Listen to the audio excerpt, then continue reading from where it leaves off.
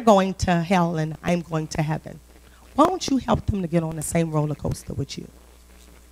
How about not leaving everybody behind? Because I was a no child left behind. I was. I could have been a child left behind, but God says no. Bush didn't come up with that policy. God already said, none of my children are going to be left behind. But we have to make sure that we're not helping other people, that we're not preying on other people's lives and becoming haughty. Because Christian Americans to me sometimes could be real haughty. Haughty. Is that it? Haughty? Uppity. And we forget that God has brought us from a mighty long way.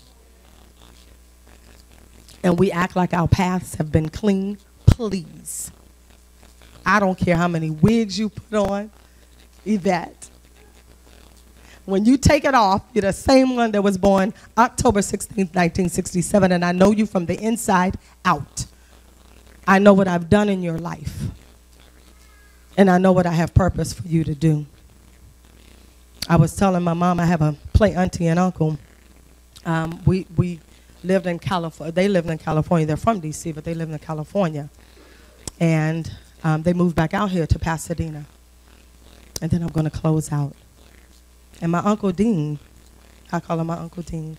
Uncle Dean was the crazy one. You bring the boyfriend around and he tells them, if you mess with her, I'm a blah, blah, blah, blah, blah, blah, blah, blah. And I'm like, let's go. Uncle Dean was the one who had the convertible BMW and lived well. When he moved out here, you look at their house, it's on the water. Layers in their yard, boat at the dock, living well. But my Uncle Dean drank,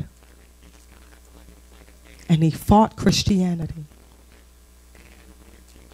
And my auntie from Cali called me the other day. She said, Uncle Dean passed.